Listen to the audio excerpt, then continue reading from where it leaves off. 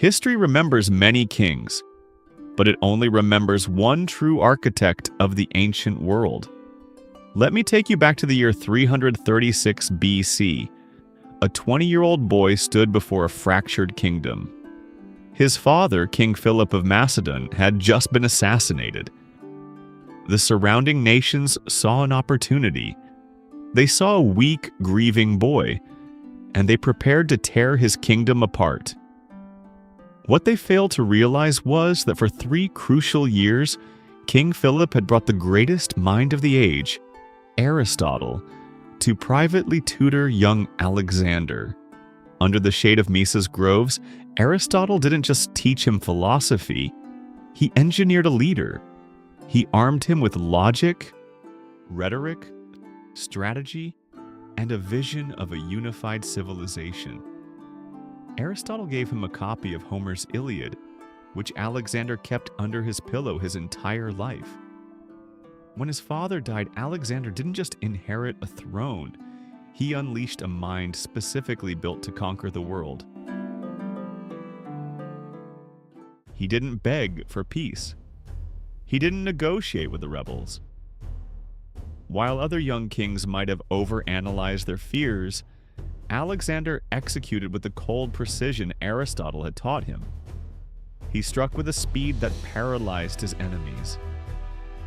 Within months, he crushed the rebellions in Greece and solidified his throne. But Macedon wasn't enough. Aristotle had taught him that the world was orderly, and Alexander wanted to organize it under his own banner. He looked east toward the largest superpower on Earth, the Persian Empire. Ruled by King Darius III, Persia was a monolith of wealth and millions of soldiers. Alexander had a fraction of those numbers. His generals called it suicide. Alexander, armed with the unshakable logical conviction Aristotle gave him, called it destiny. His march into Asia began with a legend. Arriving in the city of Gordium, he was shown the Gordian knot, an impossibly complex mass of ropes. The prophecy stated that the man who untied it would rule all of Asia. For centuries, brilliant men had tried to pick it apart and failed. Alexander didn't play by the rules of the puzzle. He drew his sword and cut it clean in half. It was a statement of intent. He wasn't there to play the Persian game. He was there to destroy the board. The clash was inevitable. At the Battle of Issus, Alexander finally met the massive army of King Darius. Heavily outnumbered, Alexander didn't play a defensive game. He personally led his elite companion cavalry in a wedge formation, smashing directly through the Persian lines, aiming straight for Darius himself. The Persian king, terrified by the sheer audacity of this 22-year-old, fled the battlefield, leaving his army and his own family behind. But Alexander knew that true conquest required logistics. He reached the island city of Tyre, a fortress in the sea. Having no massive navy, he spent 7 agonizing months ordering his men to build a massive land bridge through the ocean. He turned an island into a peninsula just to roll his siege towers up to their walls. After Tyre fell, he marched into Egypt. They didn't fight him. They welcomed him as a liberator and crowned him a pharaoh. There, he laid the foundations for Alexandria, a city that would become the intellectual capital of the world. The final blow came at Gaugamela. Darius had assembled an army so vast it stretched beyond the horizon, flattening the earth to use his scythed chariots. It was the ultimate test. But Alexander's tactical genius outmaneuvered the Persian behemoth. He drew the Persian cavalry out of position and once again charged the center. Darius fled a second time, and the Persian Empire collapsed. Alexander wasn't just a king anymore, he was the Lord of Asia. What he did next shocked his own men. He didn't burn Persian culture to the ground. He began wearing their royal robes. He married a Persian noblewoman, Roxana. He merged his Greek troops with Persian soldiers. He understood that to rule a diverse world, he had to assimilate it, not just suppress it. But his ambition had no end. He pushed his men further east into the unknown jungles of India. He fought war elephants, he took arrows to the chest, he pushed his army to the absolute limits of human endurance. Finally, at the Hyphasis River, his men broke. They hadn't seen their families in nearly a decade. They had marched over 11,000 miles. They mutinied, begging their king to turn back. Reluctantly, Alexander agreed.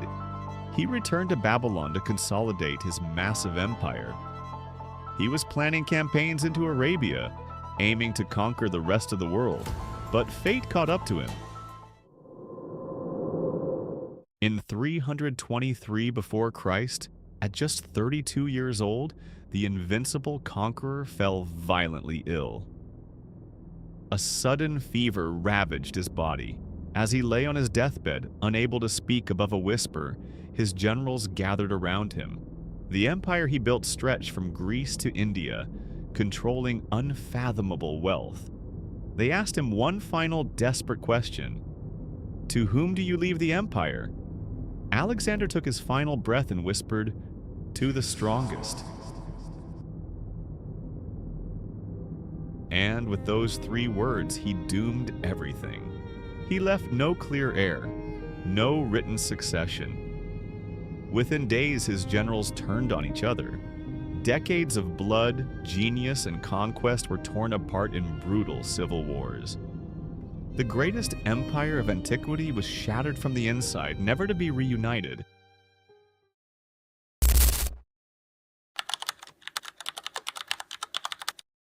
And so we end the story of history's greatest conqueror. He built a monument to human ambition, only to watch it fracture from the grave.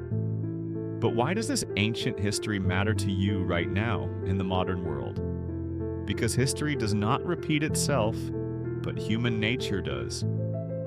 The battlefields have changed.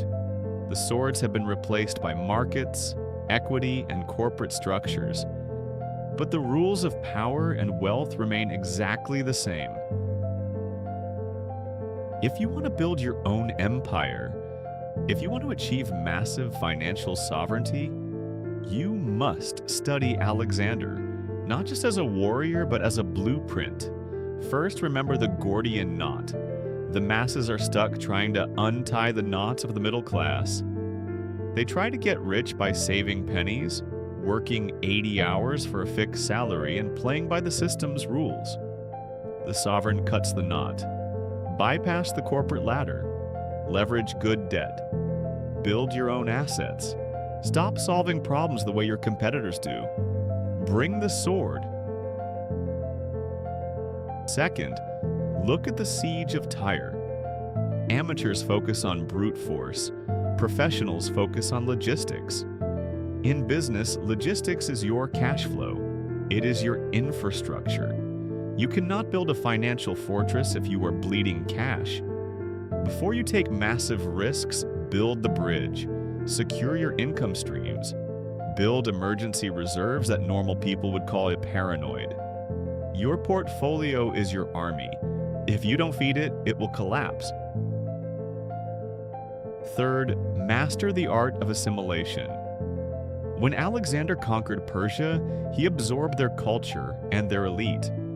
In the modern financial world, this is the ultimate merger and acquisition strategy. When you find competition doing exactly what you do, but better in a specific area, don't let ego drive you to destroy them. Acquire them, partner with them. The wealthiest titans of our era don't fight their enemies. They buy them and assimilate their networks.